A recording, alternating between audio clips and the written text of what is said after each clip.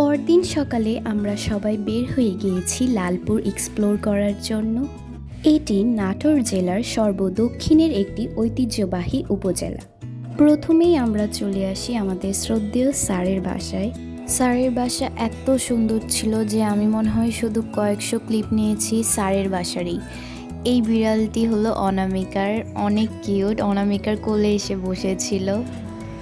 এই সময় আকাশ হুট করে অনেক মেঘলা হয়ে যায় আর চারদিক অন্ধকার হয়ে মনে হচ্ছিল এখনই বৃষ্টি আসবে।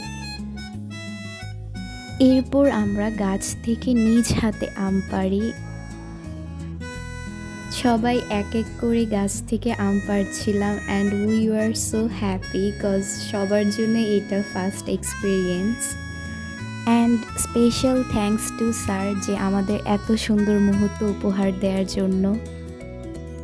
এরপর আমরা সবাই নেক্সট স্পটে যাচ্ছিলাম। লালপুরের রাস্তাগুলো এত সুন্দর, চারপাশে জাস্ট যেদিকেই চোখ যাচ্ছে শুধু আখের ক্ষেত। So I couldn't stop myself to take some beautiful shots of this roads. Then আমরা চলে আসি লালপুরের ফেমাস গ্রিন ভ্যালি পার্কে। পার্কে প্রবেশ করতে আমাদের জনপ্রতি টিকিট লেগেছিল ৬০ টাকা করে। পার্কটি অনেক বড় আর সুন্দর ছিল। এখানে অনেক অ্যাক্টিভিটিস, রাইডস অ্যান্ড ঝর্ণা ছিল। আই গেস পিকনিক স্পটের জন্য Green Valley Park would be a best option.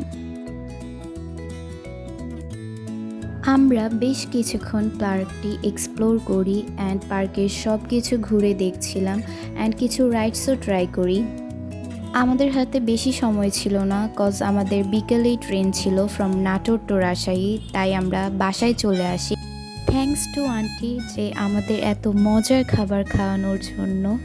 এরপর আমরা স্যাডলি নাটোরকে বাই বলে রাজশাহীর উদ্দেশ্যে রওনা হই। আমাদের ট্রেন ছিল ৪টায়, বাট অ্যাজ ইউজুয়াল ট্রেন ২ ঘন্টা লেট ছিল। আমরা অ্যারাউন্ড ৮টার দিকে রাজশাহী স্টেশন পৌঁছাই অ্যান্ড রাজশাহী স্টেশন অনেক সুন্দর অ্যান্ড ক্লিন ছিল।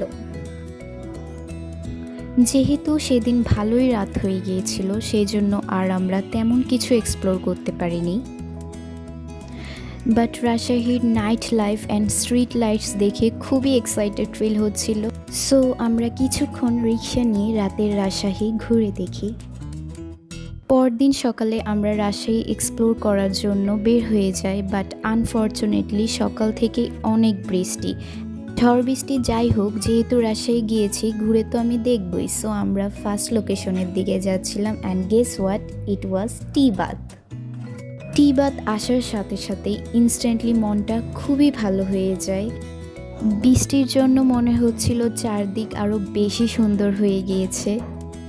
আমরা জাস্ট এত সুন্দর বাতাস অ্যান্ড ওয়েদার সব কিছু এনজয় করছিলাম। শুরুর দিকে বৃষ্টি খুব কম ছিল, অনেক আস্তে আস্তে পড়ছিল, বাট হুট করেই অনেক জোরে বৃষ্টি আসা শুরু করে আর আমি কিছুক্ষণ বৃষ্টিতে ভিজি।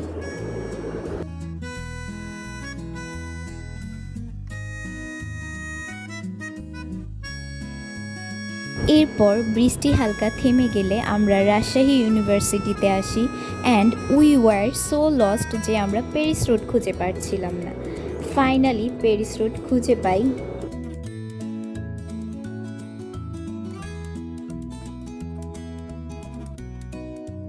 পর আর তেমন কোনো ক্লিপ নেওয়া হয়নি।